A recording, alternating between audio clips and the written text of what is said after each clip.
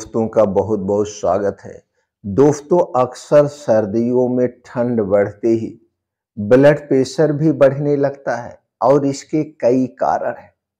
लेकिन अगर आप रोज रोज सुबह सिर्फ दो चीजों का जूस पीते हैं और ये दो चीजों का सीजन यही ठंडी का सीजन होता है, पूरे सीजन भर पीते हैं तो आपका जो ब्लड प्रेशर है वो प्राकृतिक रूप से यानी कि नेचुरल रूप से कंट्रोल में रहेगा और इसका कोई साइड इफेक्ट नहीं है।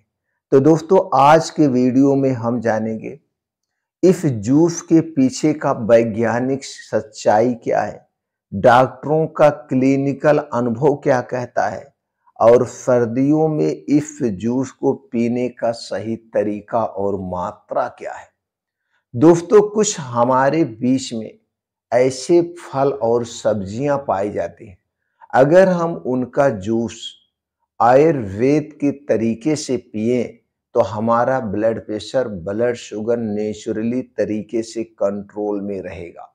लेकिन उसके पहले हमें ये जानने की जरूरत होती है, सर्दियों में ब्लड प्रेशर आखिर बढ़ता क्यों है, इसके बढ़ने के पीछे का कारण क्या है, कारण भी जानना जरूरी है। तो ये सारी चीजें आज के वीडियो में हम कवर करने वाले हैं। तो सबसे पहले हम यही जान लेते हैं सर्दियों में ब्लड प्रेशर क्यों बढ़ता है। दोस्तों, सर्दियों में ठंड के कारण हमारी रक्त नलिकाएं सिकुड़ जाती हैं, इससे ब्लड फ्लो रेजिस्टेंस बढ़ जाता है और ब्लड प्रेशर ऊंचा हो जाता है यानी कि बढ़ जाता है। इसी वजह से ठंड के मौसम में हार्ट अटैक और स्ट्रोक के मामले सबसे ज्यादा देखने को मिलते हैं। इसीलिए दोस्तों, ठंडी के दिनों में हमें सावधानी बरतनी चाहिए। इस पे रिसर्च क्या कहता है, रिसर्च फैक्ट क्या है। दोस्तों, बात कर लेते हैं अमेरिकन हार्ट एसोसिएशन की रिपोर्ट के अनुसार सर्दियों में औसतन लोगों का सिस्टोलिक ब्लड प्रेशर 5 mmHg तक बढ़ जाता है, खास करके 50 वर्ष से अधिक उम्र वाले लोगों में। इसलिए 50 साल की उम्र के ऊपर के जो लोग हैं उन्हें विशेष सावधानी बरतने की जरूरत है। तो आपने दोस्तों जाना क्यों बढ़ जाता है, क्योंकि नसें सिकुड़ने लगती है और इन दोनों जूसों का काम क्या है, नसों को सिकुड़ने ना देना, ब्लड प्रेशर का फ्लो बढ़ा देना। तो चलिए जानते हैं उन दोनों जूस के बारे में। फिर सबसे जरूरी बात यह है इन दोनों जूस को तैयार कैसे करना है, पीने का तरीका क्या है, यही सबसे मेन बात है। शायद इन दोनों चीजों को आप खाते भी होंगे, नाम भी जानते होंगे, इसलिए नाम सुन करके वीडियो को स्किप मत करना, क्योंकि जो इन दोनों जूसों को बनाने का तरीका उसमें दो चीजें और मिलाई जाती हैं। तो कुल मिला के 4 चीजों का प्रयोग होता है, 2 मुख्य चीज और 2 साइड में, 4 चीजों से जूस तैयार होगा। और सबसे अहम बात यह है कि जूस को पीना कब है ये जानना जरूरी है। तो अब चलिए हम उन 2 चीजों के बारे में जानते हैं। उनमें पहला चीज है चुकंदर और दूसरी चीज है पालक। अभी दोनों कैसे काम करते हैं, अब चलिए हम उस पे बात कर लेते हैं। पहले हम बात करते हैं पालक के बारे में। दोस्तों, पालक का सीजन यही ठंडी का सीजन होता है। अब नवंबर से हमें पालक मिलना शुरू होती है और जनवरी, फरवरी, मार्च तक मिलती है, यानी अप्रैल मई तक मिलती है जब तक बारिश नहीं होती है। और जैसे गर्मी तेज होती है, बारिश होने लगती है, तो दोस्तों धरती की गर्मी के कारण इसमें कीड़े बहुत लगते हैं। इस समय दवा का छिड़काव होता है, तो पालक नहीं खाना चाहिए। पालक खाने का सबसे अच्छा जो समय है नवंबर से लेकर अप्रैल तक का है। नवंबर से लेकर अप्रैल तक कितने महीने हुए, नवंबर, दिसंबर, जनवरी, फरवरी, मार्च, अप्रैल, यानी 6 महीने ही पालक खाना चाहिए। और 6 महीने के बाद पालक नहीं खाना चाहिए, क्योंकि उस सीजन में वो पालक का सीजन नहीं है। तो पालक में सबसे ज्यादा जो पाया जाता है वो मैग्नीशियम, नाइट्रेट और पोटेशियम। ये तीन तत्व काम कैसे करते हैं, रक्त नालिकाओं को फैलाते हैं जिससे ब्लड प्रेशर कम होता है। इसमें मौजूद फोलेट और विटामिन के दिल की नसों को मजबूत बनाते हैं। इसमें 5 मुख्य तत्व हो गए। पहला क्या हुआ? मैग्नीशियम, दूसरा नाइट्रेट, तीसरा पोटेशियम।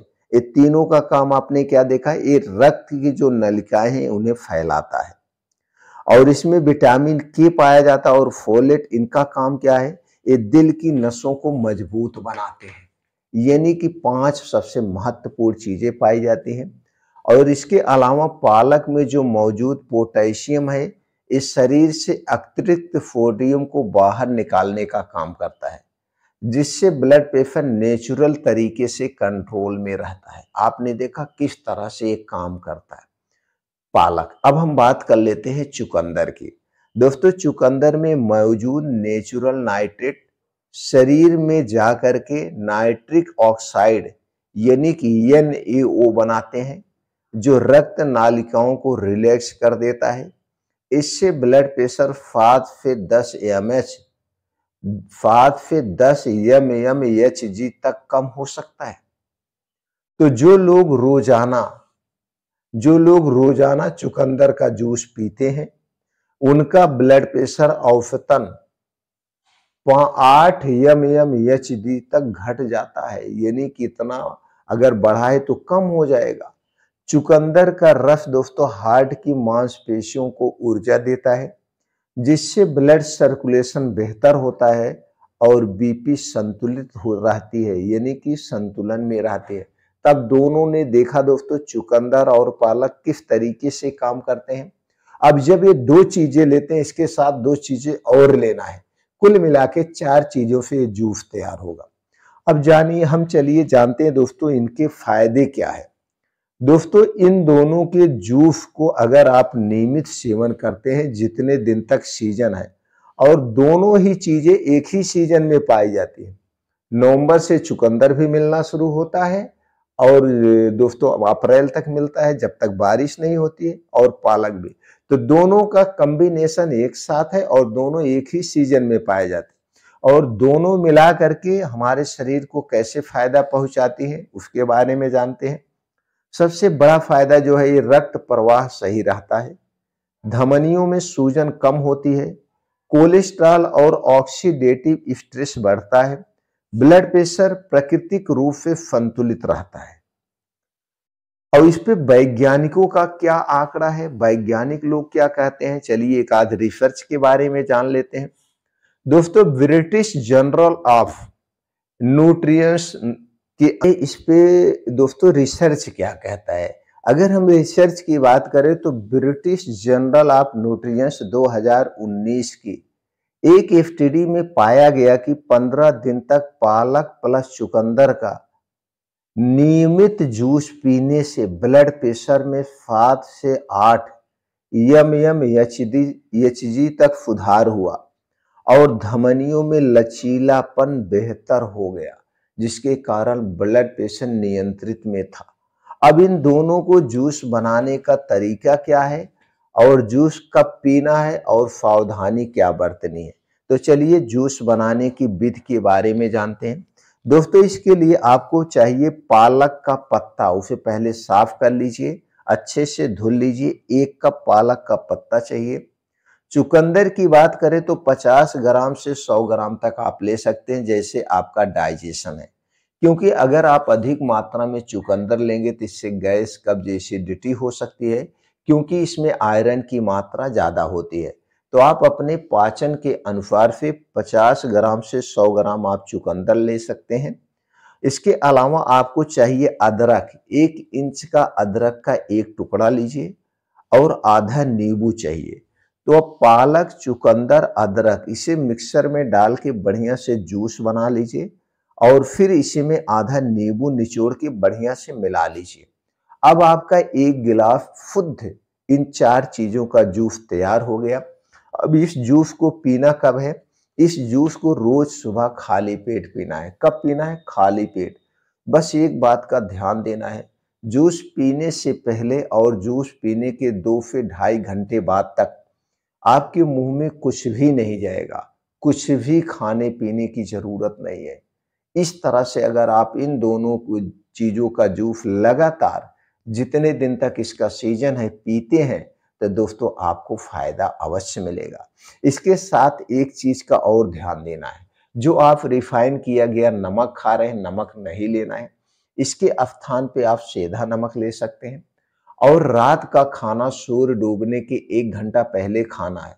सूर्य डूबने के बाद खाने के नाम पे कुछ भी नहीं खाना है। पीने के तौर पे सिर्फ आप पानी पी सकते हैं। तो इस एक नियम को अपनाएं और इस जूस को लें, दोनों साथ में अगर आप करते हैं।